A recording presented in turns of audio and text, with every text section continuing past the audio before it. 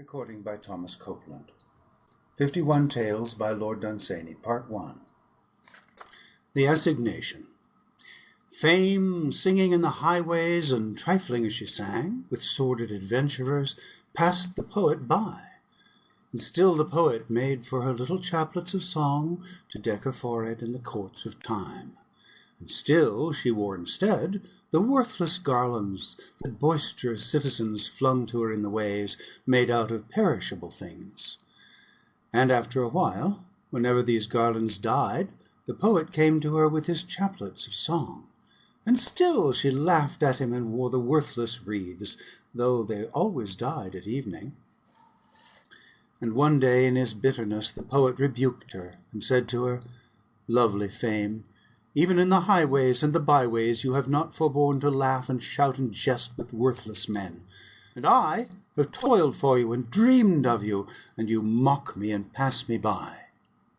And Fame turned her back on him and walked away, but in departing she looked over her shoulder and smiled at him as she had not smiled before, and, almost speaking in a whisper, said, "I will meet you in the graveyard at the back of the workhouse in 100 years. Karen leaned forward and rode. All things were one with his weariness. It was not with him a matter of years or of centuries, but of wide floods of time, and an old heaviness and a pain in the arms that had become for him part of the scheme that the gods had made, and was of a piece with eternity. If the gods had even sent him a contrary wind, it would have divided all time in his memory into 2 equal slabs. So grey were all things always where he was, that if any radiance lingered a moment among the dead on the face of such a queen, perhaps, as Cleopatra, his eyes could not have perceived it. It was strange that the dead nowadays were coming in such numbers. They were coming in thousands where they used to come in 50s.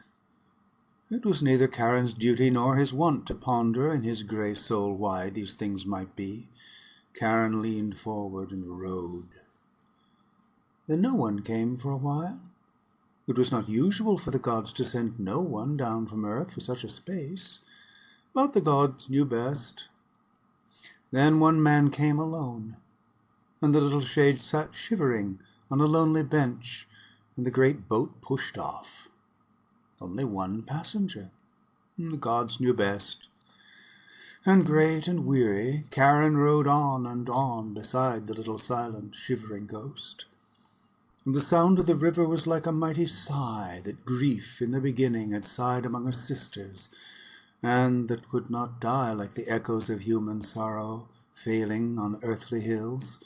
But it was as old as time and the pain in Karen's arms.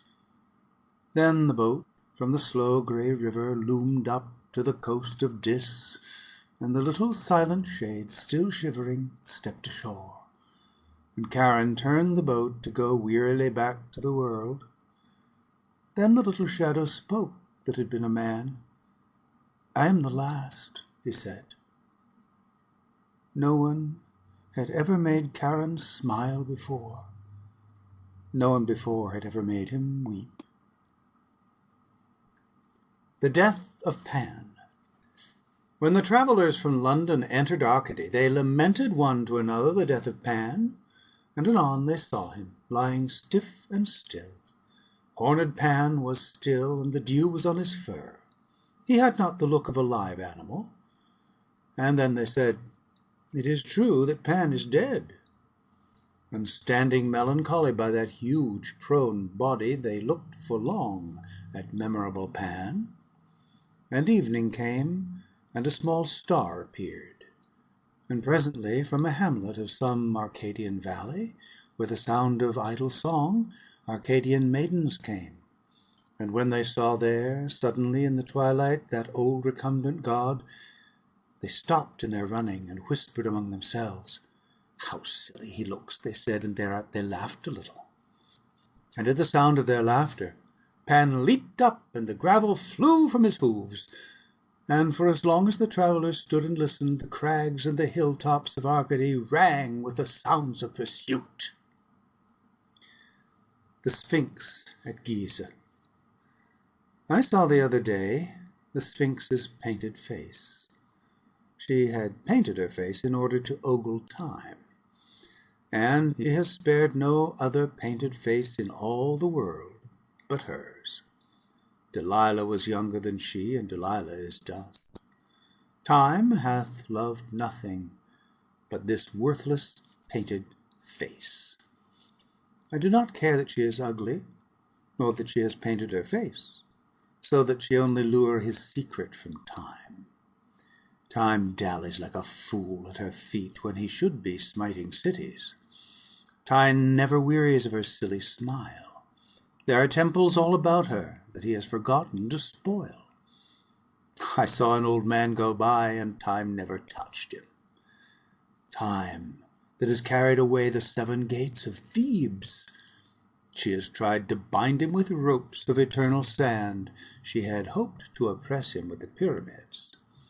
He lies there in the sand with his foolish hair all spread about her paws. If she ever finds his secret, we will put out his eyes, so that he shall find no more our beautiful things. There are lovely gates in Florence that I fear he will carry away. We have tried to bind him with song and with old customs, but they only held him for a little while, and he has always smitten us and mocked us. When he is blind, he shall dance to us and make sport. Great, clumsy Time shall stumble and dance, who like to kill little children, and can hurt even the daisies no longer. Then shall our children laugh at him who slew Babylon's winged bulls, and smote great numbers of the gods and fairies, when he is shorn of his hours and his years. We will shut him up in the pyramid of Cheops, in the great chamber where the sarcophagus is. Thence we will lead him out when we give our feasts. He shall ripen our corn for us, and do menial work. We will kiss thy painted face, O Sphinx, if thou wilt betray to us Time. And yet I fear that in his ultimate anguish he may take hold blindly of the world and the moon, and slowly pull down upon him the house of man. The Hen. All along the farmyard gables the swallows sat a row, twittering uneasily to one another, telling of many things, but thinking only of summer in the south, for autumn was afoot and the north wind waiting. And suddenly one day they were all quite gone, and every one spoke of the swallows in the south. "I think I shall go south myself next year," said a hen.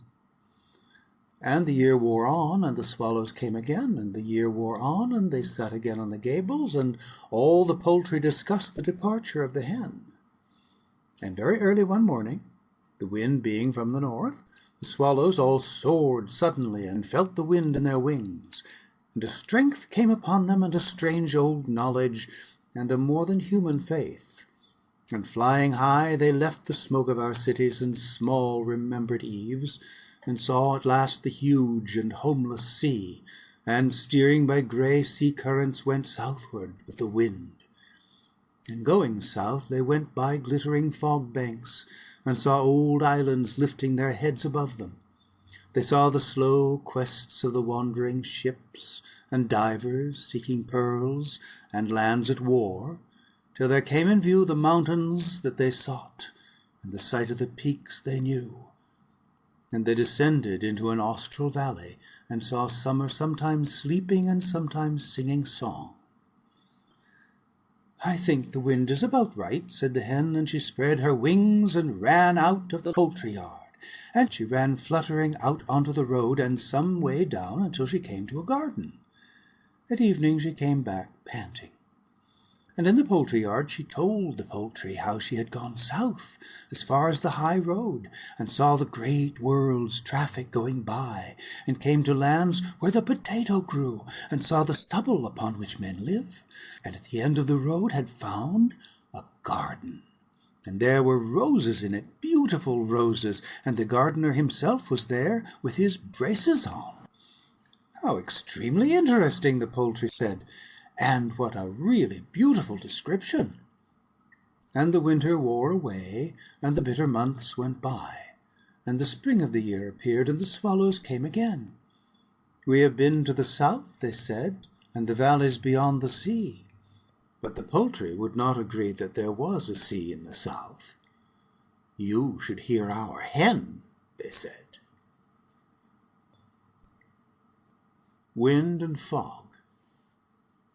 "Way for us," said the north wind, as he came down the sea on an errand of old winter, and he saw before him the grey, silent fog that lay along the tides. "Way for us," said the north wind, "O ineffectual fog, for I am winter's leader in his age-old war with the ships. I overwhelm them suddenly in my strength, or drive upon them the huge seafaring bergs. I cross an ocean while you move a mile. There is mourning in inland places when I have met the ships. I drive them upon the rocks and feed the sea. Wherever I appear, they bow to our lord the winter." And to his arrogant boasting nothing said the fog. Only he rose up slowly and trailed away from the sea, and, crawling up long valleys, took refuge among the hills. And night came down, and everything was still, and the fog began to mumble in the stillness, and I heard him telling infamously to himself the tale of his horrible spoils. 115 galleons of old Spain, a certain argosy that went from Tyre, 8 fisher fleets and 90 ships of the line, 12 warships under sail with their carronades, 387 river craft, 42 merchantmen that carried spice, 4 quinquiremes, 10 triremes, 30 yachts, 21 battleships of the modern time, 9,000 admirals. He mumbled and chuckled on, till I suddenly rose and fled from his fearful contamination. The Raft Builders. All we who write put me in mind of sailors hastily making rafts upon doomed ships. When we break up under the heavy years and go down into eternity with all that is ours, our thoughts, like small lost rafts, float on a while upon oblivion's sea. They will not carry much over those tides, our names and a phrase or two, and little else. They that write as a trade to please the whim of the day, they are like sailors that work at the rafts only to warm their hands and to distract their thoughts from their certain doom. Their rafts go all to pieces before the ship breaks up. See now, oblivion shimmering all around us, its very tranquillity deadlier than tempest. How little all our keels have troubled it. Time, in its deeps, swims like a monstrous whale, and, like a whale, feeds on the littlest things, small tunes and little unskilled songs of the olden golden evenings, and anon turneth whale-like to overthrow whole ships. See now the wreckage of Babylon floating idly, and something there that once was Nineveh. Already their kings and queens are in the deeps among the weedy masses of old centuries that hide the sodden hulk of sunken Tyre, and make a darkness round Persepolis. For the rest, I dimly see the forms of foundered ships on a sea-floor strewn with crowns. Our ships were all unseaworthy from the first. There goes the raft that Homer made for Helen. The Workman. I saw a workman fall with his scaffolding right from the summit of some vast hotel. And as he came down, I saw him holding a knife and trying to cut his name on the scaffolding. He had time to try and do this, for he must have had nearly 300 feet to fall.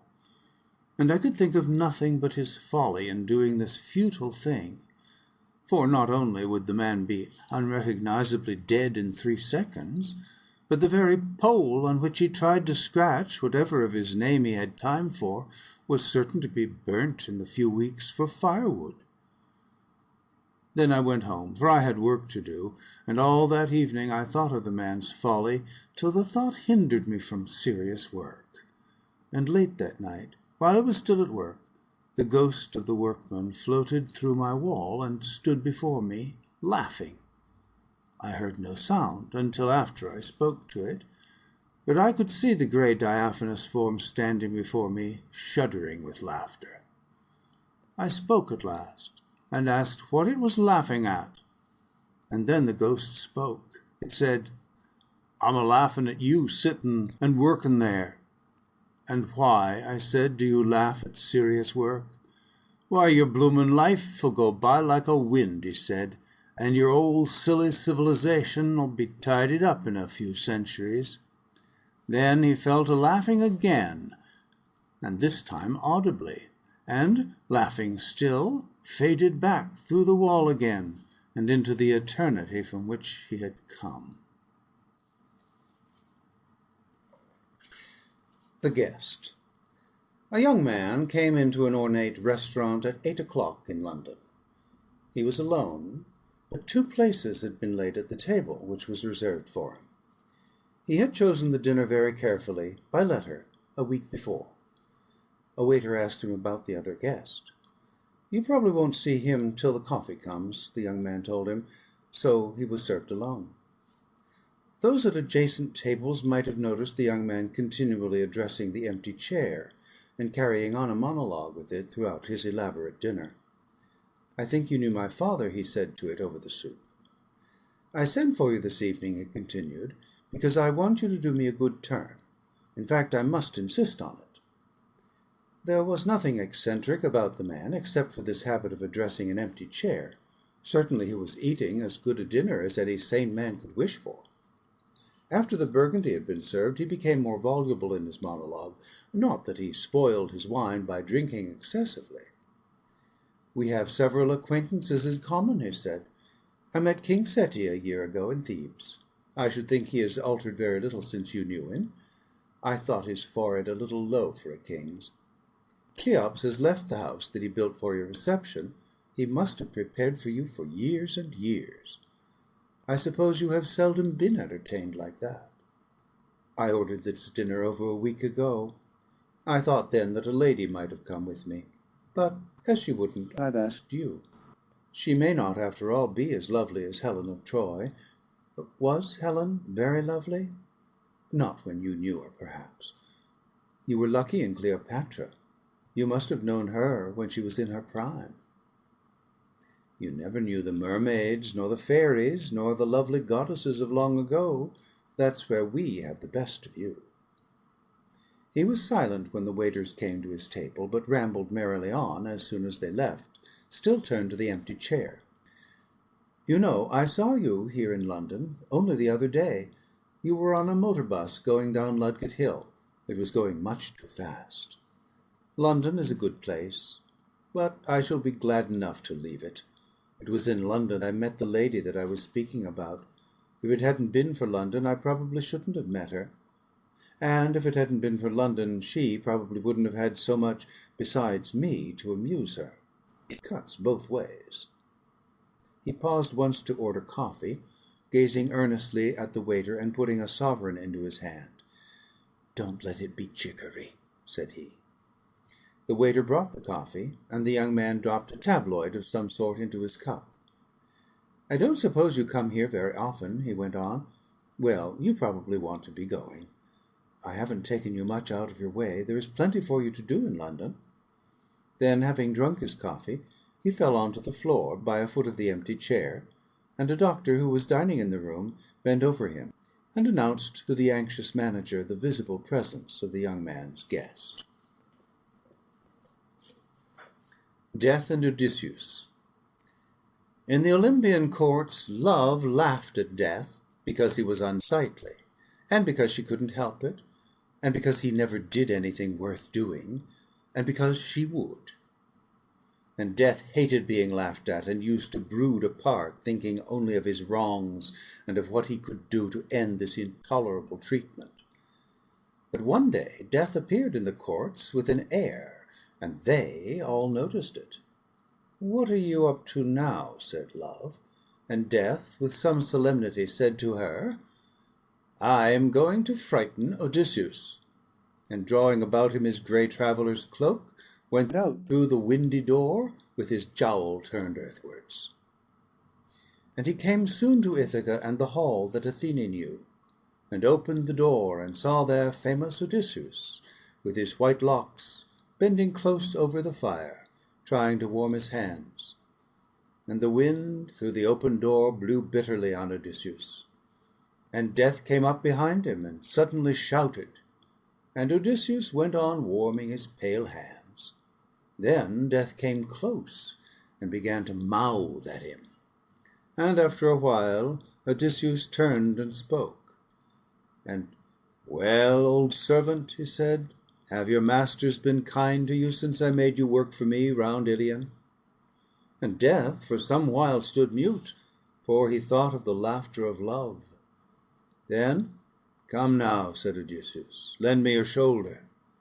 And he leaning on that bony joint, they went together through the open door. Death and the Orange. Two dark young men in a foreign southern land sat at a restaurant table with one woman, and on the woman's plate was a small orange, which had an evil laughter in its heart. And both of the men would be looking at the woman all the time, and they ate little, and they drank much, and the woman was smiling equally at each. Then the small orange that had the laughter in its heart rolled slowly off the plate onto the floor, and the dark young men both sought for it at once, and they met suddenly beneath the table, and soon they were speaking swift words to one another, and a horror and an impotence came over the reason of each as she sat helpless at the back of the mind, and the heart of the orange laughed, and the woman went on smiling, and Death, who was sitting at another table tete-a-tete with an old man, rose and came over to listen to the quarrel. The Prayer of the Flowers. It was the voice of the flowers on the west wind, the lovable, the old, the lazy west wind, blowing ceaselessly, blowing sleepily, going Greecewards. The woods have gone away, they have fallen and left us.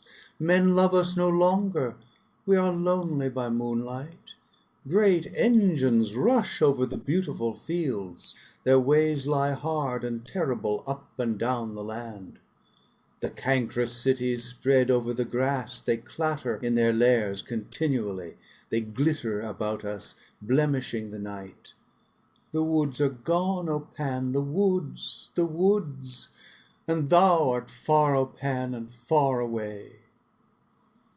I was standing by night between two railway embankments on the edge of a midland city. On one of them I saw the trains go by once in every 2 minutes, and on the other the trains went by twice in every 5. Quite close were the glaring factories, and the sky above them wore the fearful look that it wears in dreams of fever. The flowers were right in the stride of that advancing city, and thence I heard them sending up their cry, and then I heard, beating musically upwind, the voice of Pan, reproving them from Arcady, "Be patient a little, these things are not for long." Time and the Tradesman. Once Time, as he prowled the world, his hair grey, not with weakness, but with dust of the ruin of cities, came to a furniture shop and entered the antique department, and there he saw a man darkening the wood of a chair with dye, and beating it with chains, and making imitation wormholes in it. And when Time saw another doing his work, he stood by him a while and looked on critically, and at last he said, "That is not how I work." And he turned the man's hair white, and bent his back, and put some furrows in his little cunning face, then turned and strode away, for a mighty city that was weary and sick, and too long had troubled the fields, was sore in need of him. The little city. I was in the predestined 11:8 from Goragwood to Drogheda, when I suddenly saw the city. It was a little city in a valley, and only seemed to have a little smoke, and the sun caught the smoke and turned it golden, so that it looked like an old Italian picture where angels walk in the foreground and the rest is a blaze of gold. And beyond, as one could tell by the lie of land, although one could not see through the golden smoke, I knew that there lay the paths of the roving ships. All round there lay a patchwork of small fields all over the slopes of the hills, and the snow had come upon them tentatively, but already the birds of the waste had moved to the sheltered places, for every omen boded more to fall.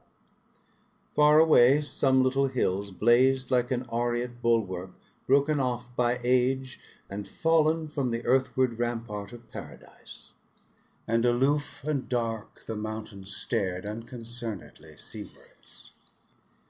And when I saw those grey and watchful mountains, sitting where they sat, while the cities of the civilizations of Araby and Asia arose like crocuses, and like crocuses fell, I wondered for how long there would be smoke in the valley, and little fields on the hills. The unpasturable fields. Thus spake the mountains, Behold us, even us, the old ones, the grey ones, that wear the feet of time. Time on our rocks shall break his staff and stumble, and still we shall sit majestic, even as now, hearing the sound of the sea, our old coeval sister, who nurses the bones of her children and weeps for the things she has done. Far, far we stand above all things, befriending the little cities until they grow old and leave us to go among the myths. We are the most imperishable mountains. And softly the clouds foregathered from far places, and crag on crag and mountain upon mountain, in the likeness of Caucasus upon Himalaya, came riding past the sunlight upon the backs of storms, and looked down idly from their golden heights upon the crests of the mountains. Ye pass away, said the mountains, and the clouds answered, as I dreamed or fancied, we pass away, indeed we pass away, but upon our unpasturable fields Pegasus prances. Here Pegasus gallops and browses upon song, which the larks bring to him every morning from far terrestrial fields. His hoofbeats ring upon our slopes at sunrise, as though our fields were of silver, and breathing the dawn wind in dilated nostrils, with head tossed upwards, and with quivering wings he stands and stares from our tremendous heights, and snorts, and sees far future wonderful wars rage in the creases and the folds of the togas that cover the knees of the gods. The Worm and the Angel. As he crawled from the tombs of the fallen, a worm met with an angel, and together they looked upon the kings and kingdoms and youths and maidens and the cities of men. They saw the old men heavy in their chairs, and heard the children singing in the fields. They saw far wars and warriors and walled towns, wisdom and wickedness, and the pomp of kings, and the people of all the lands that the sunlight knew. And the worm spake to the angel, saying, Behold my food. Be dakeon parathina poluflos boio talases, murmured the angel, for they walked by the sea. And can you destroy that too? And the worm paled in his anger to a greyness ill to behold, for 3,000 years he had tried to destroy that line, and still its melody was ringing in his head. The Songless Country. The poet came unto a great country in which there were no songs, and he lamented gently for the nation that had not any little foolish songs to sing to itself at evening. And at last he said, I will make for them myself some little foolish songs, so that they may be merry in the lanes and happy by the fireside. And for some days he made for them aimless songs, such as maidens sing on the hills in the older, happier countries. Then he went to some of that nation, as they sat weary with the work of the day, and said to them, I have made you some aimless songs out of the small and reasonable legends that are somewhat akin to the wind in the vales of my childhood, and you may care to sing them in your disconsolate evenings. And they said to him, If you think we have time for that kind of nonsense nowadays, you cannot know much of the progress of modern commerce. And then the poet wept, for he said, Alas, they are damned. The latest thing. I saw an unclean feeder by the banks of the river of time. He crouched by orchards numerous with apples in a happy land of flowers. Colossal barns stood near, which the ancients had stored with grain, and the sun was golden on serene far hills behind the level lands. But his back was to all these things. He crouched and watched the river, and whatever the river chanced to send him down, the unclean feeder clutched at greedily with his arms, wading out into the water.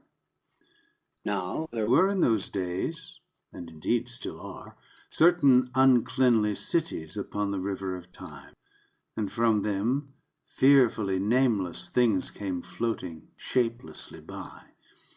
And whenever the odor of these came down the river before them, the unclean feeder plunged into the dirty water and stood far out, expectant.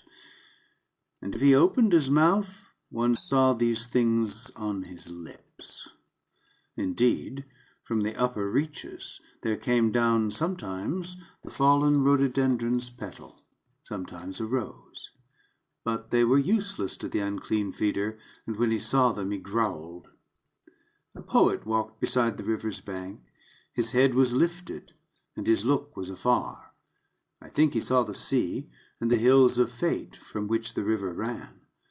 I saw the unclean feeder standing voracious up to his waist in that evil-smelling river. Look, I said to the poet. The current will sweep him away, the poet said. But those cities that poison the river, I said to him.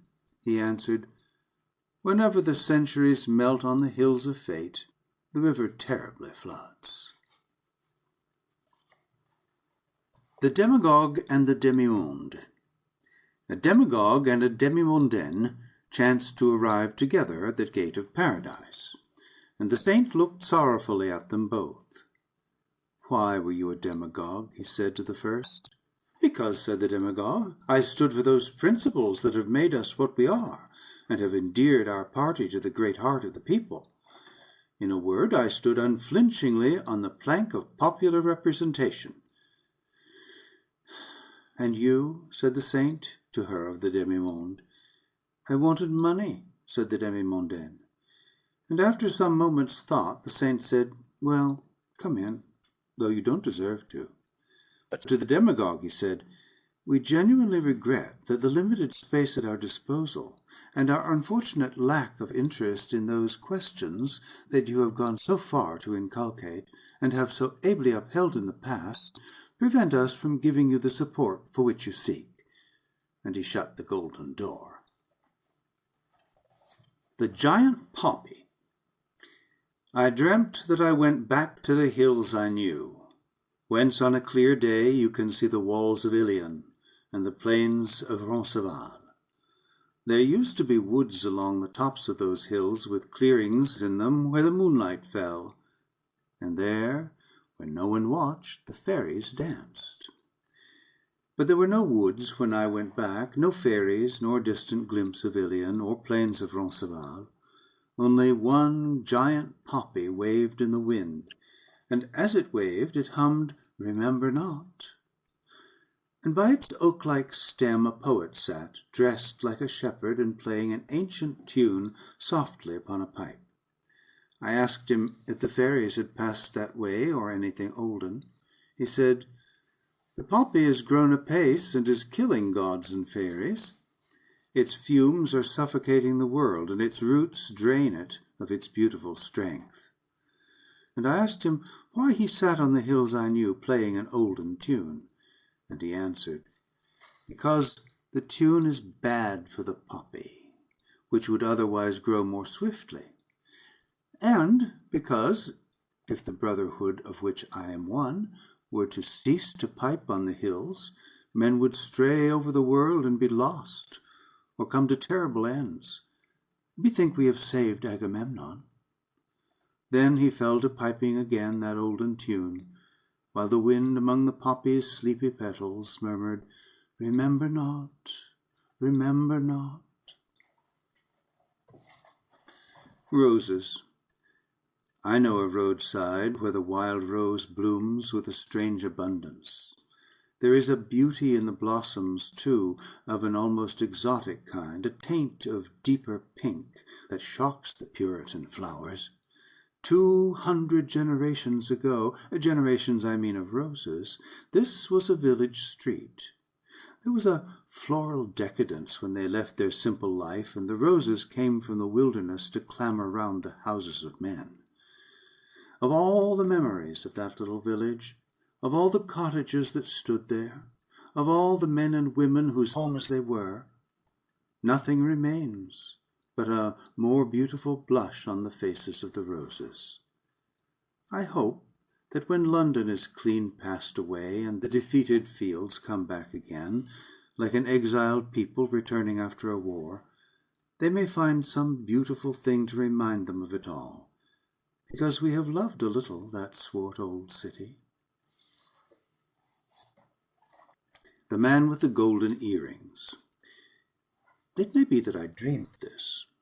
So much at least is certain, that I turned one day from the traffic of a city, and came to its docks, and saw its slimy wharves going down green and steep into the water, and saw the huge grey river slipping by, and the lost things that went with it turning over and over. And I thought of the nations and unpitying time, and saw and marvelled at the queenly ships come newly from the sea. It was then, if I mistake not, that I saw, leaning against a wall with his face to the ships, a man with golden earrings. His skin had the dark tint of the southern men. The deep black hairs of his moustache were whitened a little with salt. He wore a dark blue jacket, such as sailors wear, and the long boots of seafarers. But the look in his eyes was further afield than the ships. He seemed to be beholding the farthest things. Even when I spoke to him, he did not call home that look, but answered me dreamily with that same fixed stare, as though his thoughts were heaving on far and lonely seas. I asked him what ship he had come by, for there were many there. The sailing ships were there, with their sails all furled, and their masts straight and still like a wintry forest. The steamers were there, and great liners, puffing up idle smoke into the twilight. He answered he had come by none of them. I asked him what line he worked on, for he was clearly a sailor. I mentioned well-known lines, but he did not know them. Then I asked him where he worked and what he was, and he said, "I work in the Sargasso Sea, and I am the last of the pirates, the last left alive."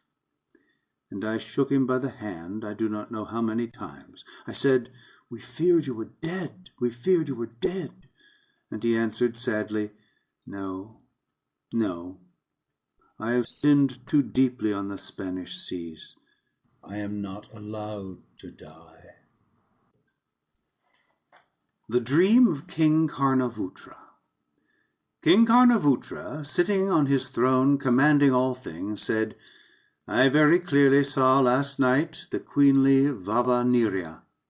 Though partly she was hidden by great clouds that swept continually by her, rolling over and over, yet her face was unhidden and shone, being full of moonlight. I said to her, "Walk with me by the great pools in many-gardened, beautiful Istrakhan, where the lilies float that give delectable dreams. Or, drawing aside the curtain of hanging orchids, pass with me thence from the pools by a secret path through the else impassable jungle that fills the only way between the mountains that shut in Istrakhan. They shut it in and look on it with joy at morning and at evening, when the pools are strange with light, till in their gladness sometimes there melts the deadly snow that kills upon lonely heights the mountaineer. They have valleys among them older than the wrinkles in the moon. Come with me thence, or linger there with me, and either we shall come to romantic lands, which the men of the caravans only speak of in song, or else we shall listlessly walk in a land so lovely that even the butterflies that float about it, when they see their images flash in the sacred pools, are terrified by their beauty, and each night we shall hear the myriad nightingales, all in one chorus, sing the stars to death. Do this, and I will send heralds far from here with tidings of thy beauty, and they shall run and come to Sendara, and men shall know it there who herd brown sheep. And from Sendara the rumour shall spread on, down either bank of the holy river of Zoth, till the people that make wattles in the plains shall hear of it and sing. But the heralds shall go northward along the hills until they come to Suma, and in that golden city they shall tell the kings that sit in their lofty alabaster house of thy strange and sudden smiles. And often in distant markets shall thy story be told by merchants out from Suma, as they sit telling careless tales to lure men to their wares. And the heralds passing thence shall come even to Ingra, where they dance, and there they shall tell of thee, so that thy name long hence shall be sung in that joyous city. And there they shall borrow camels, and pass over the sands, and go by desert ways to distant Nirid, to tell of thee to the lonely men in the mountain monasteries. Come with me even now, for it is spring."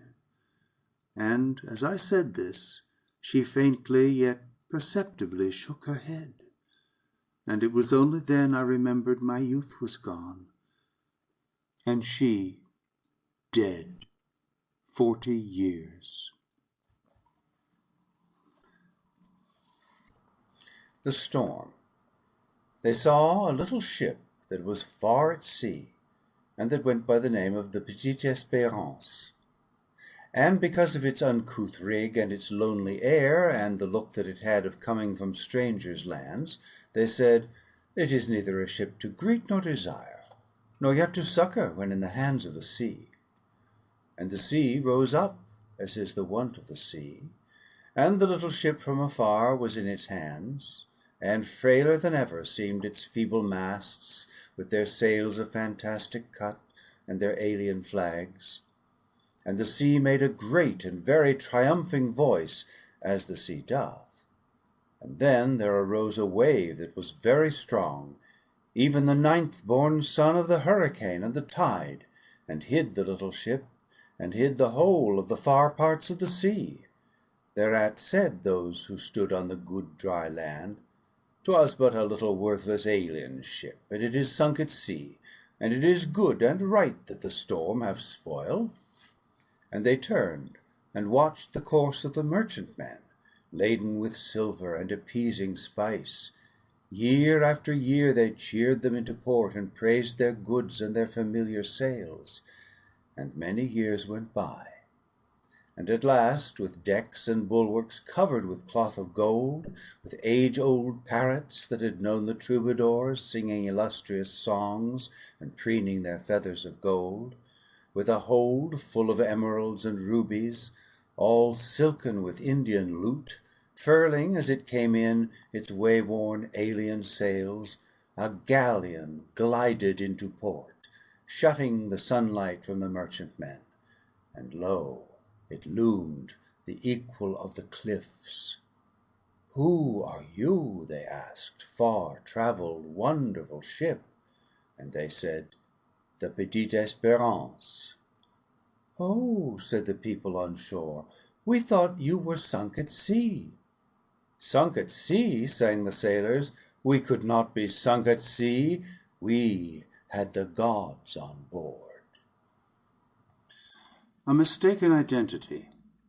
Fame, as she walked at evening in a city, saw the painted face of Notoriety flaunting beneath a gas lamp, and many kneeled unto her in the dirt of the road. "Who are you?" Fame said to her. "I am Fame," said Notoriety. Then Fame stole softly away, so that no one knew she had gone. And Notoriety presently went forth, and all her worshippers rose and followed after, and she led them, as was most meet, to her native pit.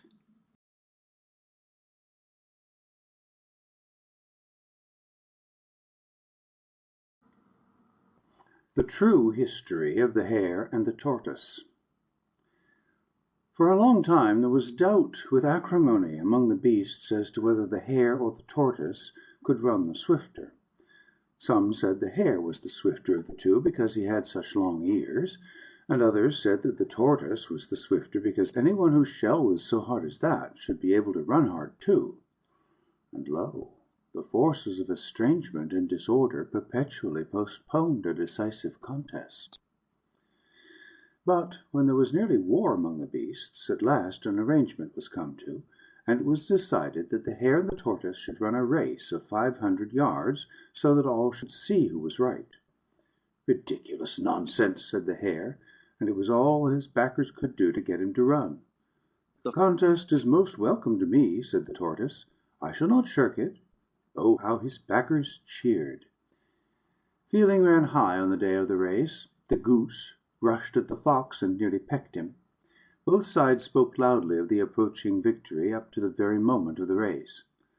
"I am absolutely confident of success," said the tortoise. But the hare said nothing. He looked bored and cross. Some of his supporters deserted him then and went to the other side, who were loudly cheering the tortoise's inspiriting words. But many remained with the hare. "We shall not be disappointed in him," they said. "A beast with such long ears is bound to win."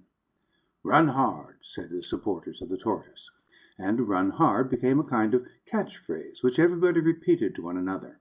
"Hard shell and hard living, that's what the country wants. Run hard," they said. And these words were never uttered, but multitudes cheered from their hearts. Then they were off, and suddenly there was a hush. The hare dashed off for about 100 yards. Then he looked round to see where his rival was. "It is rather absurd," he said, "to race with the tortoise," and he sat down and scratched himself. "Run hard," shouted some. "Let him rest," shouted others. And "let him rest" became a catchphrase too. And after a while his rival drew near to him. "There comes that damned tortoise," said the hare, and he got up and ran as hard as he could, so that he should not let the tortoise beat him. "Those ears will win," said his friend. "Those ears will win, and establish upon an incontestable footing the truth of what we have said." And some of them turned to the backers of the tortoise and said, "What about your beast now?" "Run hard," they replied. "Run hard." The hare ran on for nearly 300 yards, nearly, in fact, as far as the winning post, when it suddenly struck him what a fool he looked, running races with a tortoise, who was nowhere in sight, and he sat down again and scratched. Run hard," said the crowd, and "let him rest." "Whatever is the use of it?" said the hare, and this time he stopped for good. Some say he slept. There was desperate excitement for an hour or two, and then the tortoise won. Run hard," shouted his backers. "Hard shell and hard living, that's what has done it." And then they asked the tortoise what his achievement signified, and he went and asked the turtle. And the turtle said, "It is a glorious victory for the forces of swiftness." And then the tortoise repeated it to his friends, and all the beasts said nothing else for years. And even to this day, a glorious victory for the forces of swiftness is a catchphrase in the house of the snail. And the reason that this version of the race is not widely known is that very few of those that witnessed it survived the great forest fire that happened shortly after. It came up over the Weald by night with a great wind. The hare and the tortoise, and a very few of the beasts, saw it far off from a high bare hill that was at the edge of the trees, and they hurriedly called a meeting to decide what messenger they should send to warn the beasts in the forest. They sent the tortoise. Alone the Immortals. I heard it said that far away from here, on the wrong side of the deserts of Cathay, and in a country dedicate to winter, are all the years that are dead. And there a certain valley shuts them in, and hides them, as rumor has it, from the world, but not from the sight of the moon, nor from those that dream in its rays. And I said, I will go from here by ways of dream, and I will come to that valley, and enter it, and mourn there for the good years that are dead. And I said, I will take a wreath of mourning, and lay it at their feet in token of my sorrow for their dooms. And when I sought about among the flowers for my wreath of mourning, the lily looked too large, and the laurel looked too solemn, and I found nothing frail enough nor slender to serve as an offering to the years that were dead. And at last I made a slender wreath of daisies, in the manner that I had seen them made in one of the years that is dead. This, said I, is scarce less fragile or less frail than one of those delicate forgotten years. Then I took my wreath in my hand and went from here. And when I had come by paths of mystery to that romantic land, where the valley that rumor told of lies close to the mountainous moon, I searched among the grass for those poor slight years for whom I had brought my sorrow and my wreath. And when I found there nothing in the grass, I said, Time has shattered them, and swept them away, and left not even any faint remains. But looking upward at the blaze of the moon, I suddenly saw colossi sitting near, and towering up and blotting out the stars, and filling the night with blackness.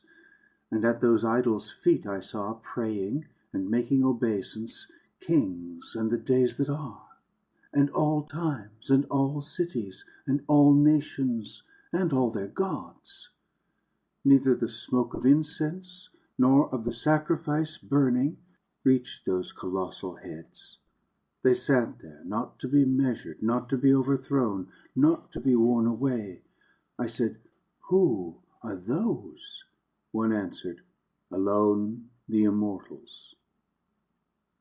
And I said sadly, I came not to see dread gods, but I came to shed my tears and to offer flowers at the feet of certain little years that are dead and may not come again. He answered me, These are the years that are dead, alone the Immortals. All years to be are their children. They fashioned their smiles and their laughter. All earthly kings they have crowned. All gods they have created. All the events to be flow down from their feet like a river. The worlds are flying pebbles that they have already thrown, and time and all his centuries behind him kneel there with bended crests in token of vassalage at their potent feet.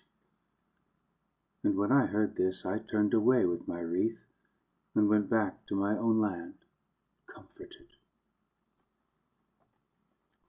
A moral little tale. There was once an earnest Puritan who held it wrong to dance, and for his principles he labored hard. His was a zealous life. And there loved him all of those who hated the dance, and those that loved the dance respected him too. They said, He is a pure, good man, and acts according to his lights. He did much to discourage dancing, and helped to close several Sunday entertainments. Some kinds of poetry he said he liked, but not the fanciful kind, as that might corrupt the thoughts of the very young. He always dressed in black. He was interested in morality, and was quite sincere, and there grew to be much respect on earth for his honest face and his flowing pure white beard.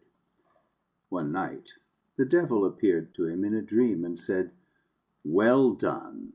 "Avaunt," said that earnest man. "No, no, friend," said the devil.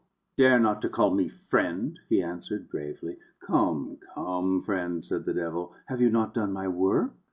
Have you not put apart the couples that would dance? Have you not checked their laughter and their accursed mirth? Have you not worn my livery of black? Oh, friend, friend, you do not know what a detestable thing it is to sit in hell and hear people being happy, and singing in theatres, and singing in the fields, and whispering after dances under the moon." And he fell to cursing frightfully. "It is you," said the Puritan, "that put into their hearts the evil desire to dance, and black is God's own livery, not yours." And the devil laughed contemptuously and spoke. "He only made the silly colors," he said, "and useless dawns on hill slopes facing south, and butterflies flapping along them as soon as the sun rose high, and foolish maidens coming out to dance, and the warm, mad west wind, and worst of all, that pernicious influence, love." And when the devil said that God made love, that earnest man sat up in bed and shouted, "Blasphemy! Blasphemy!" "It's true," said the devil. "It isn't I that send the village fools muttering and whispering 2 by 2 in the woods when the harvest moon is high. It's as much as I can bear even to see them dancing." "Then," said the man, "I have mistaken right for wrong. But as soon as I wake I will fight you yet." "Oh, no, you don't," said the devil. "You don't wake up out of this sleep." And somewhere far away hell's black steel doors were opened, and arm in arm those two were drawn within, and the doors shut behind them, and still they went arm in arm, trudging further and further into the deeps of hell. And it was that Puritan's punishment to know that those that he cared for on earth would do evil as he had done. The return of song. "The swans are singing again," said to one another the gods. And looking downwards, for my dreams had taken me to some fair and far Valhalla, I saw below me an iridescent bubble, not greatly larger than a star, shine beautifully but faintly, and up from it, looking larger and larger, came a flock of white innumerable swans, singing and singing and singing, till it seemed as though even the gods were wild ships swimming in music. "What is it?" I said to one that was humble among the gods. "Only a world has ended," he said to me, "and the swans are coming back to the gods, returning the gift of song." "A whole world dead?" I said. "Dead," said he that was humble among the gods. "The worlds are not forever. Only song is immortal." "Look, look," he said. "There will be a new one soon." And I looked, and saw the larks going down from the gods. Spring in town. At a street corner sat and played with a wind Winter disconsolate. Still tingled the fingers of the passers-by, and still their breath was visible, and still they huddled their chins into their coats when, turning a corner, they met with a new wind. Still windows, lighted early, sent out into the street the thought of romantic comfort by evening fires. These things still were, yet the throne of winter tottered, and every breeze brought tidings of further fortresses lost on lakes or boreal hill slopes. And not any longer as a king did winter appear in those streets, as when the city was decked with gleaming white to greet him as a conqueror, and he rode in with his glittering icicles and haughty retinue of prancing winds. But he sat there with a little wind at the corner of the street, like some old blind beggar with his hungry dog. And as to some old blind beggar, death approaches, and the alert ears of the sightless man prophetically hear his far-off footfall, so there came suddenly to Winter's ears the sound from some neighboring garden of Spring approaching as she walked on daisies, and Spring approaching looked at huddled in glorious winter. "Begone," said Spring. "There is nothing for you to do here," said Winter to her. Nevertheless he drew about him his grey and battered cloak, and rose and called to his little bitter wind, and up a side street that led northward strode away. Pieces of paper and tall clouds of dust went with him as far as the city's outer gate. He turned then and called to Spring. "You can do nothing in this city," he said. Then he marched homeward over plains and sea, and heard his old winds howling as he marched. The ice broke up behind him and foundered like navies. To left and to right of him flew the flocks of sea-birds, and far before him the geese's triumphant cry went like a clarion. Greater and greater grew his stature as he went northward, and ever more kingly his mien.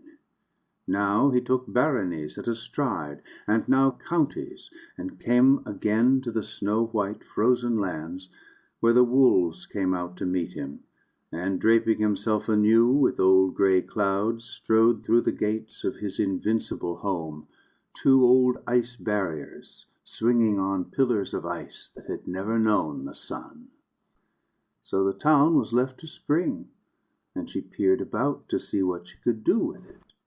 Presently she saw a dejected dog coming prowling down the road, so she sang to him, and he gambolled. I saw him next day strutting by with something of an air. Where there were trees, she went to them and whispered, and they sang the arboreal song that only trees can hear, and the green buds came peeping out, as stars, while yet it is twilight, secretly, one by one. She went to gardens, and awaked from dreaming the warm maternal earth. In little patches, bare and desolate, she called up like a flame the golden crocus, or its purple brother, like an emperor's ghost. She gladdened the graceless backs of untidy houses, here with a weed, there with a little grass. She said to the air, "Be joyous." Children began to know that daisies blew in unfrequented corners. Buttonholes began to appear in the coats of the young men. The work of Spring was accomplished. How the enemy came to Llunreina. It had been prophesied of old and foreseen from the ancient days that its enemy would come upon Llunreina, and the date of its doom was known, and the gate by which it would enter. Yet none had prophesied of the enemy who he was, save that he was of the gods, though he dwelt with men. Meanwhile, Llunreina, that secret lamasery, that chief cathedral of wizardry, was the terror of the valley in which it stood, and of all lands round about it. So narrow and high were the windows, and so strange when lighted at night, that they seemed to regard men with the demoniac leer of something that had a secret in the dark. Who were the magicians, and the deputy magicians, and the great arch-wizard of that furtive place, nobody knew, for they went veiled and hooded and cloaked completely in black. Though her doom was close upon her, and the enemy of prophecy should come that very night through the open southward door that was named the Gate of the Doom, yet that rocky edifice, Llunreina, remained mysterious still, venerable, terrible, dark, and dreadfully crowned with her doom. It was not often that anyone dared wander near to Llunreina by night, when the moan of the magicians, invoking we know not whom, rose faintly from inner chambers, scaring the drifting bats. But on the last night of all, the man from the black-thatched cottage by the 5 pine trees came, because he would see Llunreina once again before the enemy that was divine but that dwelt with men should come against it, and it should be no more. Up the dark valley he went like a bold man, but his fears were thick upon him. His bravery bore their weight, but stooped a little beneath them. He went in at the southward gate that is named the Gate of the Doom. He came into a dark hall, and up a marble stairway passed, to see the last of Llunreina. At the top a curtain of black velvet hung, and he passed into a chamber heavily hung with curtains, with a gloom in it that was blacker than anything they could account for. In a sombre chamber beyond, seen through a vacant archway, magicians with lighted tapers plied their wizardry and whispered incantations. All the rats in the place were passing away, going whimpering down the stairway. The man from the black-thatched cottage passed through that second chamber. The magicians did not look at him, and did not cease to whisper. He passed from them through heavy curtains, still of black velvet, and came into a chamber of black marble, where nothing stirred. Only one taper burned in the third chamber. There were no windows. On the smooth floor and under the smooth wall a silk pavilion stood, with its curtains drawn close together. This was the Holy of Holies of that ominous place, its inner mystery. One on each side of it, dark figures crouched, either of men or women, or cloaked stone, or of beasts trained to be silent. When the awful stillness of the mystery was more than he could bear, the man from the black-thatched cottage by the 5 pine trees went up to the silk pavilion, and with a bold and nervous clutch of the hand drew one of the curtains aside, and saw the inner mystery, and laughed.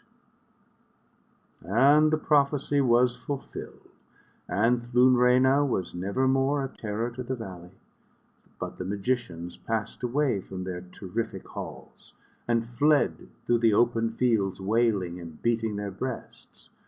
For laughter was the enemy that was doomed to come against Llunreina through her southward gate that was named the Gate of Doom, and it is of the gods, but dwells with man.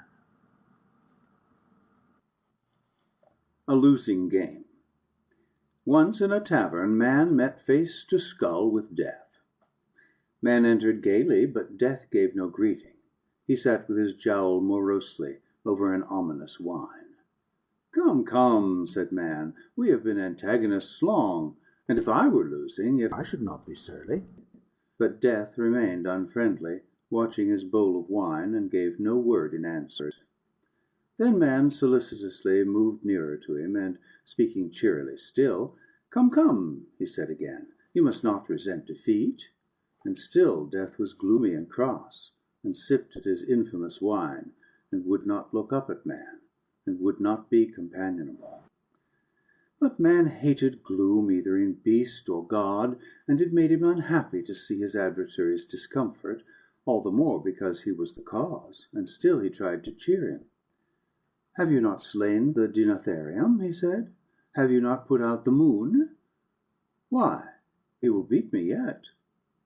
And with a dry and barking sound death wept, and nothing said. And presently man arose and went wondering away, for he knew not if death wept out of pity for his opponent, or because he knew that he should not have such sport again when the old game was over and man was gone, or whether because, perhaps for some hidden reason, he could never repeat on earth his triumph over the moon. Taking up Piccadilly. Going down Piccadilly one day, and nearing Grosvenor Place, I saw, if my memory is not at fault, some workmen with their coats off, or so they seemed. They had pickaxes in their hands, and wore corduroy trousers, and that little leather band below the knee that goes by the astonishing name of York to London. They seemed to be working with peculiar vehemence, so that I stopped and asked one what they were doing. "We are taking up Piccadilly," he said to me. "But at this time of year," I said. "Is it usual in June?" "We are not what we seem," said he. "Oh, I see," I said. "You are doing it for a joke." "Well, not exactly that," he answered me. "For a bet?" I said. "Not precisely," said he. And then I looked at the bit that they had already picked, and though it was broad daylight over my head, it was darkness down there, all full of the southern stars. "It was noisy and bad, and we grew a-weary of it," said he that wore corduroy trousers.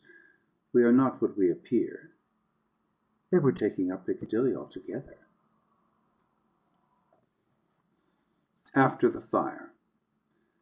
When that happened which had been so long in happening, and the world hit a black, uncharted star, certain tremendous creatures out of some other world came peering among the cinders to see if there were anything there that it were worth while to remember.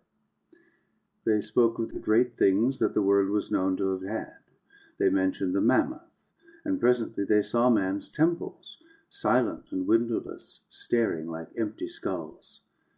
"Some great thing has been here," one said, "in these huge places." "It was the mammoth," said one.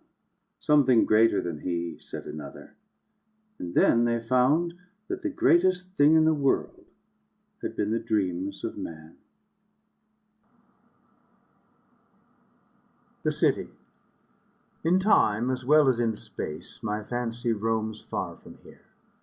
It led me once to the edge of certain cliffs that were low and red, and rose up out of a desert. A little way off in the desert there was a city. It was evening, and I sat and watched the city. Presently I saw men by threes and fours come softly stealing out of that city's gate, to the number of about 20. I heard the hum of men's voices speaking at evening. "It is well they are gone," they said. "It is well they are gone. We can do business now. It is well they are gone." And the men that had left the city sped away over the sand, and so passed into the twilight. "Who are these men?" I said to my glittering leader. "The poets," my fancy answered, "the poets and artists." "Why do they steal away?" I said to him. "And why are the people glad that they have gone?" He said, "It must be some doom that is going to fall on the city. Something has warned them, and they have stolen away. Nothing may warn the people." I heard the wrangling voices, glad with commerce, rise up from the city. And then I also departed, for there was an ominous look on the face of the sky. And only 1,000 years later I passed that way, and there was nothing, even among the weeds, of what had been that city. The food of death. Death was sick, but they brought him bread that the modern bakers make, whitened with alum, and the tinned meats of Chicago, with a pinch of our modern substitute for salt. They carried him into the dining room of a great hotel. In that close atmosphere death breathed more freely. And there they gave him their cheap Indian tea. They brought him a bottle of wine that they called champagne. Death drank it up. They brought a newspaper and looked up the patent medicines. They gave him the foods that it recommended for invalids, and a little medicine as prescribed in the paper. They gave him some milk and borax, such as children drink in England. Death arose, ravening, strong, and strode again through the cities. The Lonely Idol.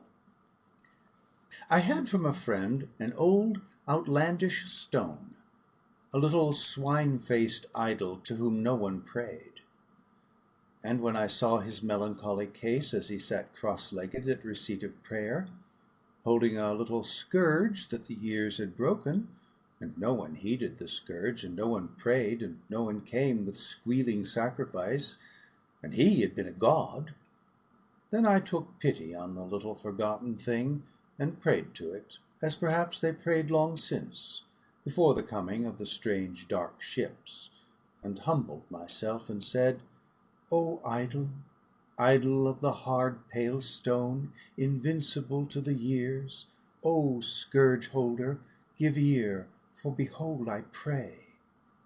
O little pale green image, whose wanderings are from far, know thou that here in Europe, and in other lands near by, Too soon there pass from us the sweets and song, and the lion's strength of youth. Too soon do their cheeks fade, their hair grow grey, and our beloved die. Too brittle is beauty, too far off is fame, and the years are gathered too soon. There are leaves, leaves falling, everywhere falling. There is autumn among men, autumn and reaping. Failure there is, struggle, dying and weeping, and all that is beautiful hath not remained, but is even as the glory of morning upon the water. Even our memories are gathered too with the sound of the ancient voices, the pleasant ancient voices that come to our ears no more. The very gardens of our childhood fade, and there dims with the speed of the years even the mind's own eye. Oh, be not any more the friend of time, for the silent hurry of his malevolent feet have trodden down what's fairest. I almost hear the whimper of the years running behind him hound-like, and it takes few to tear us. All that is beautiful he crushes down, as a big man tramples daisies, all that is fairest. How very fair are the little children of men! It is autumn with all the world, and the stars weep to see it. Therefore no longer be the friend of time, who will not let us be, and be not good to him, but pity us, and let lovely things live on for the sake of our tears. Thus prayed I, out of compassion, one windy day, to the snout-faced idol, to whom no one kneeled. The Sphinx in Thebes, Massachusetts. There was a woman in a steel-built city who had all that money could buy. She had gold and dividends and trains and houses, and she had pets to play with, but she had no Sphinx. So she besought them to bring her a live Sphinx, and therefore they went to the menageries, and then to the forests, and the desert places, and yet they could find no Sphinx. And she would have been content with a little lion, but that one was already owned by a woman she knew. So they had to search the world again for a Sphinx, and still there was none. But they were not men that it is easy to baffle, and at last they found a Sphinx in a desert at evening, watching a ruined temple whose god she had eaten hundreds of years ago when her hunger was on her. And they cast chains on her, who was still with an ominous stillness, and took her westwards with them, and brought her home. And so the Sphinx came to the steel-built city, and the woman was very glad that she owned a Sphinx. But the Sphinx stared long into her eyes one day, and softly asked a riddle of the woman, and the woman could not answer, and she died. And the Sphinx is silent again, and none knows what she will do. The reward. One spirit goes further in dreams than it does by day. Wandering once by night from a factory city, I came to the edge of hell. The place was foul with cinders and cast-off things, and jagged, half-buried things with shapeless edges. And there was a huge angel with a hammer building in plaster and steel. I wondered what he did in that dreadful place. I hesitated, then asked him what he was building. "We are adding to hell," he said, "to keep pace with the times." "Don't be too hard on them," I said, for I had just come out of a compromising age and a weakening country. The angel did not answer. "It won't be as bad as the old hell, will it?" I said. "Worse," said the angel. "How can you reconcile it with your conscience as a minister of grace," I said, "to inflict such a punishment?" They talked like this in the city whence I had come, and I could not avoid the habit of it. "They have invented a new cheap yeast," said the angel. I looked at the legend on the walls of the hell that the angel was building. The words were written in flame. Every 15 seconds they changed their color. Yeasto, the great new yeast, it builds up body and brain, and something more. They shall look at it forever, the angel said. But they drove a perfectly legitimate trade, I said. The law allowed it. The angel went on hammering into place the huge steel uprights. You are very revengeful, I said. Do you never rest from doing this terrible work? I rested one Christmas day, the angel said, and looked and saw little children dying of cancer. I shall go on now, until the fires are lit. It is very hard to prove, I said, that the yeast is as bad as you think. After all, I said, they must live. And the angel made no answer, but went on building his hell. The Trouble in Leafy Green Street. She went to the idol shop in Moleshill Street, where the old man mumbles and said, I want a god to worship when it is wet.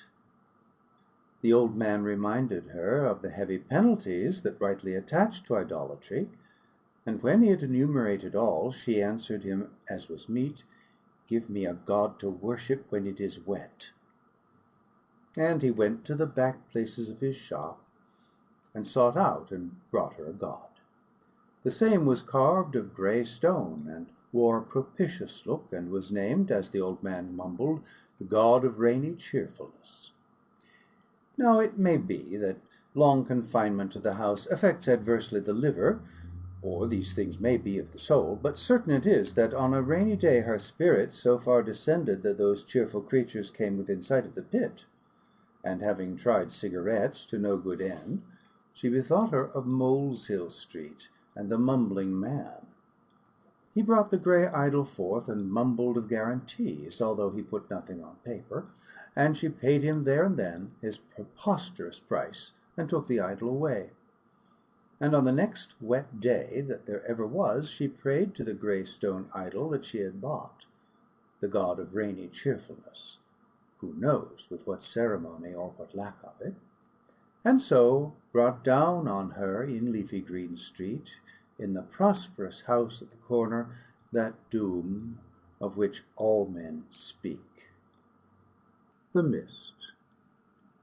The mist said unto the mist, Let us go up into the downs. And the mist came up weeping. And the mist went into the high places and the hollows, and clumps of trees in the distance stood ghostly in the haze. But I went to a prophet, one who loved the downs, and I said to him, Why does the mist come up weeping into the downs when it goes into the high places and the hollows? And he answered, The mist is the company of a multitude of souls, who never saw the downs and now are dead. Therefore they come up weeping into the downs, who are dead and never saw them.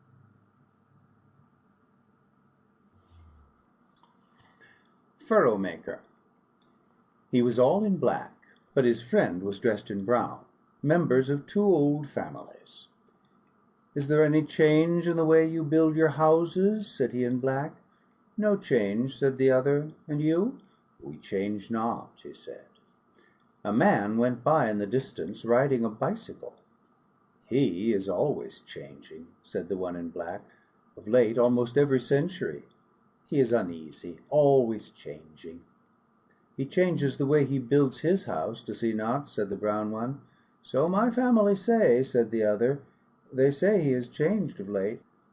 They say he takes much to cities, the brown one said. My cousin, who lives in Belfries, tells me so, said the black one. He says he is much in cities.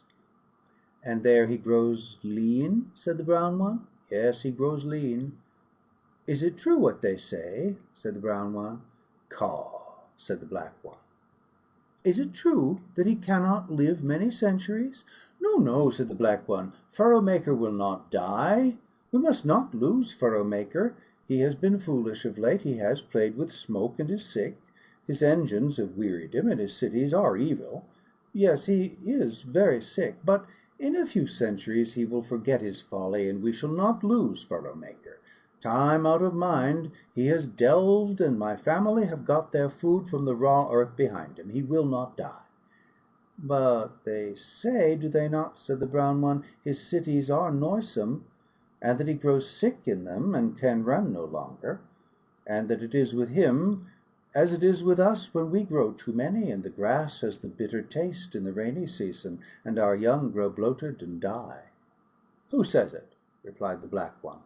"Pigeon," the brown one answered. "He came back all dirty, and Hare went down to the edge of the cities once. He says it too.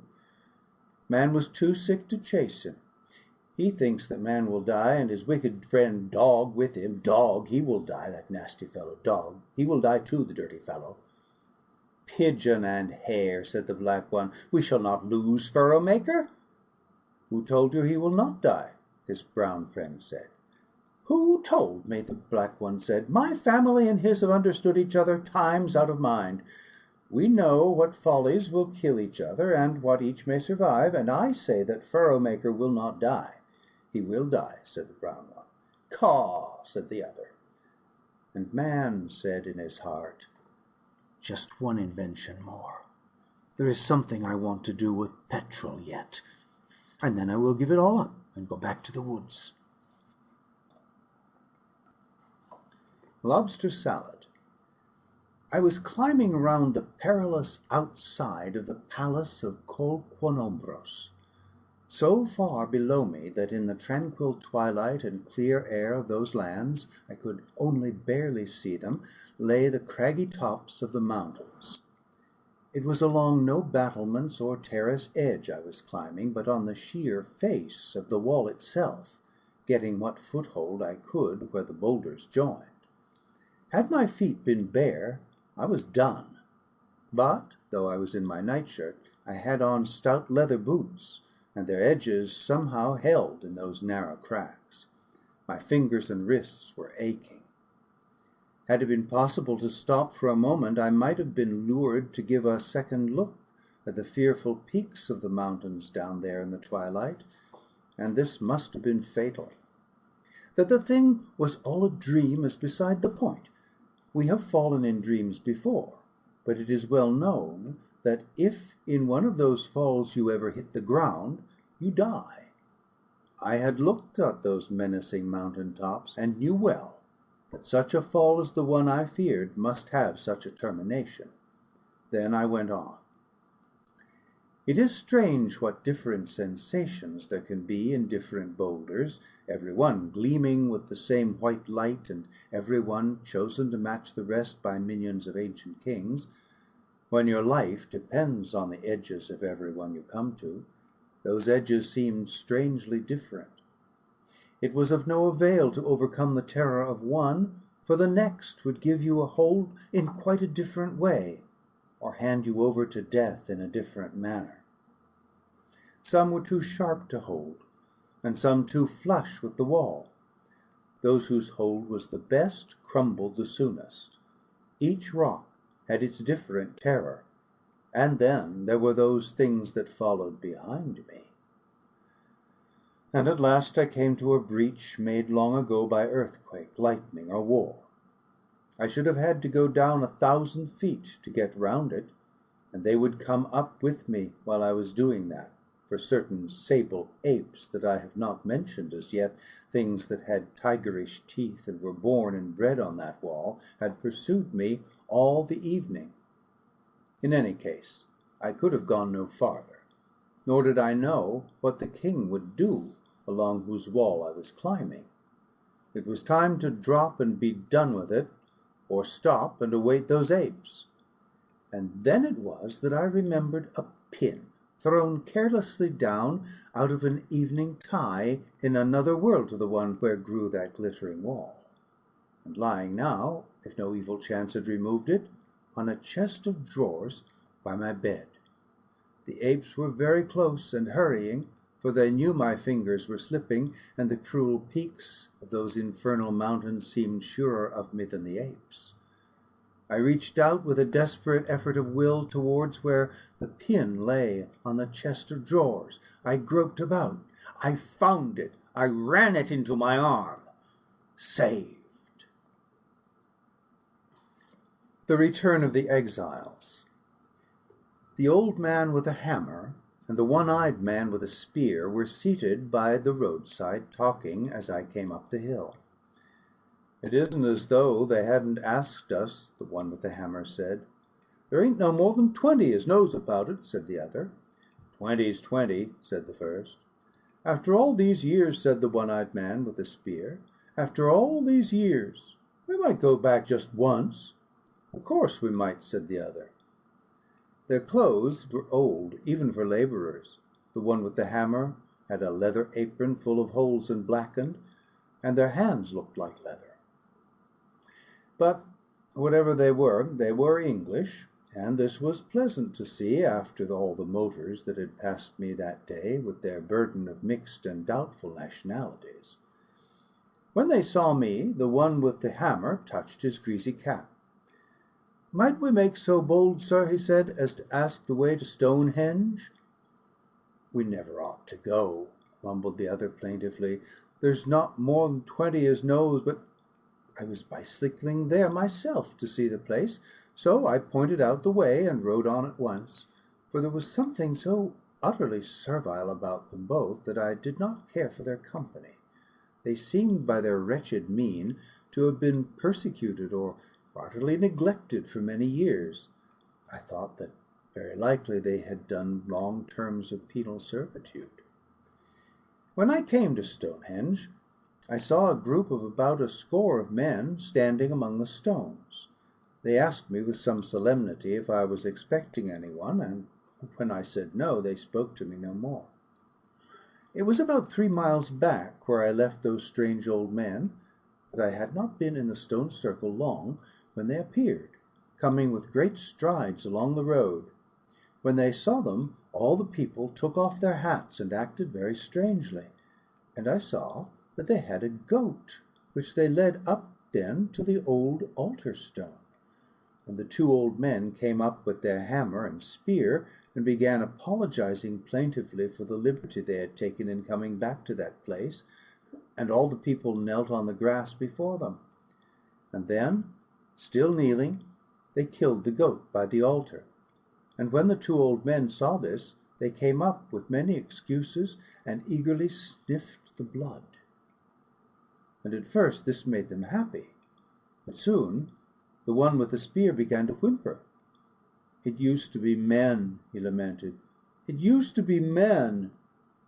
And the 20 men began looking uneasily at each other, and the plaint of the one-eyed man went on in that tearful voice, and all of a sudden they all looked at me.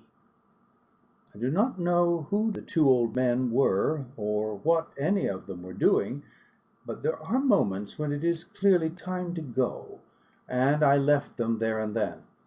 And just as I got up onto my bicycle, I heard the plaintive voice of the one with the hammer apologizing for the liberty he had taken in coming back to Stonehenge. "But after all these years," I heard him crying, "after all these years." And the one with the spear said, "Yes, after 3,000 years." Nature and Time. Through the streets of Coventry one winter's night strode a triumphant spirit. Behind him, stooping, unkempt, utterly ragged, wearing the clothes and look that outcasts have, whining, weeping, reproaching, an ill-used spirit tried to keep pace with him. Continually she plucked him by the sleeve and cried out to him as she panted after, and he strode resolute on.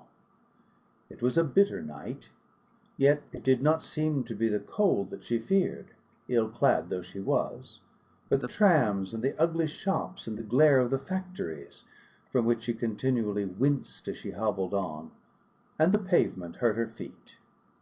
He that strode on in front seemed to care for nothing. It might be hot or cold, silent or noisy, pavement or open fields, he merely had the air of striding on. And she caught up and clutched him by the elbow. I heard her speak in her unhappy voice. You scarcely heard it for the noise of the traffic.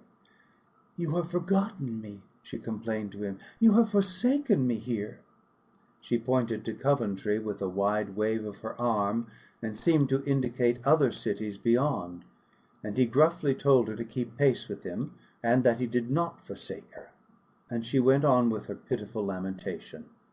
"My anemones are dead for miles," she said. "All my woods are fallen, and still the cities grow. My child man is unhappy, and my other children are dying, and still the cities grow, and you have forgotten me." And then he turned angrily on her, almost stopping in that stride of his that began when the stars were made. "When have I ever forgotten you?" he said, "or when forsaken you ever? Did I not throw down Babylon for you, and is not Nineveh gone? Where is Persepolis that troubled you? Where Tarshish and Tyre? And you have said, 'I forget you.'"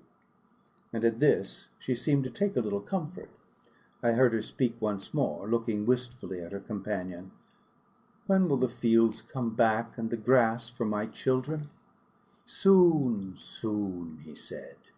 Then they were silent, and he strode away, she limping along behind him, and all the clocks in the towers chimed as he passed. The Song of the Blackbird. As the poet passed the thorn tree, the blackbird sang. "How ever do you do it?" the poet said, for he knew bird language. "It was like this," said the blackbird. "It really was the most extraordinary thing. I made that song last spring. It came to me all of a sudden. There was the most beautiful she-blackbird that the world has ever seen. Her eyes were blacker than lakes are at night. Her feathers were blacker than the night itself, and nothing was as yellow as her beak. She could fly much faster than the lightning. She was not an ordinary she-blackbird. There has never been any other like her at all. I did not dare go near her because she was so wonderful. One day last spring, when it got warm again, it had been cold. We ate berries. Things were quite different then, but spring came and it got warm. One day I was thinking how wonderful she was, and it seemed so extraordinary to think that I should ever have seen her, the only really wonderful she-blackbird in the world, that I opened my beak to give a shout, and then this song came, and there had never been anything like it before. And luckily I remembered it, the very song that I sang just now. But what is so extraordinary, the most amazing occurrence of that marvelous day, was that no sooner had I sung the song than that very bird, the most wonderful she-blackbird in the world, flew right up to me and sat quite close to me on the same tree. I never remember such wonderful times as those. Yes, the song came in a moment, and as I was saying, and an old wanderer walking with a stick came by, and the blackbird flew away, and the poet told the old man the blackbird's wonderful story. "That song new?" said the wanderer. "Not a bit of it. God made it years ago. All the blackbirds used to sing it when I was young. It was new then." The Messengers. One wandering nigh Parnassus, chasing hares, heard the high Muses. "Take us a message to the Golden Town," thus sang the Muses. But the man said, "They do not call to me. Not to such as me speak the Muses." And the Muses called him by name. "Take us a message," they said, "to the Golden Town." And the man was downcast, for he would have chased hares. And the Muses called again. And when, whether in valleys or on high crags of the hills, he still heard the Muses, he went at last to them, and heard their message, though he would fain have left it to other men, and chased the fleet hares still in happy valleys. And they gave him a wreath of laurels, carved out of emeralds, as only the Muses can carve. "By this," they said, "they shall know that you come from the Muses." And the man went from that place, and dressed in scarlet silks, as befitted one that came from the high Muses. And through the gateway of the Golden Town he ran and cried his message, and his cloak floated behind him. All silent sat the wise men, and the aged, they of the Golden Town. Cross-legged they sat before their houses, reading from parchments a message of the Muses that they sent long before.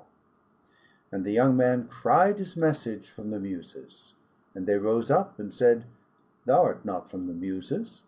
Otherwise spake they, and they stoned him, and he died. And afterwards they carved his message upon gold, and read it in their temples on holy days. When will the Muses rest? When are they weary? They sent another messenger to the Golden Town, and they gave him a wand of ivory to carry in his hand, with all the beautiful stories of the world wondrously carved thereon. And only the Muses could have carved it. By this, they said, they shall know that you come from the Muses. And he came through the gateway of the Golden Town with the message he had for its people, and they rose up at once in the golden street. They rose from reading the message that they had carved upon gold.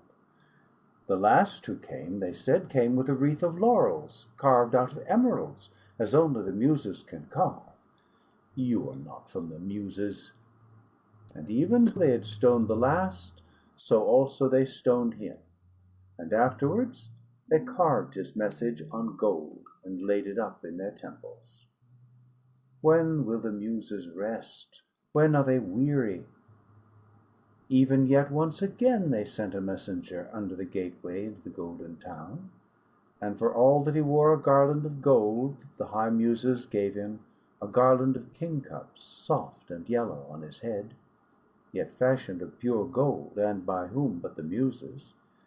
Yet did they stone him in the Golden Town. But they had the message, and what care the Muses? And yet they will not rest, for some while since I heard them call to me. Go, take our message, they said, unto the Golden Town.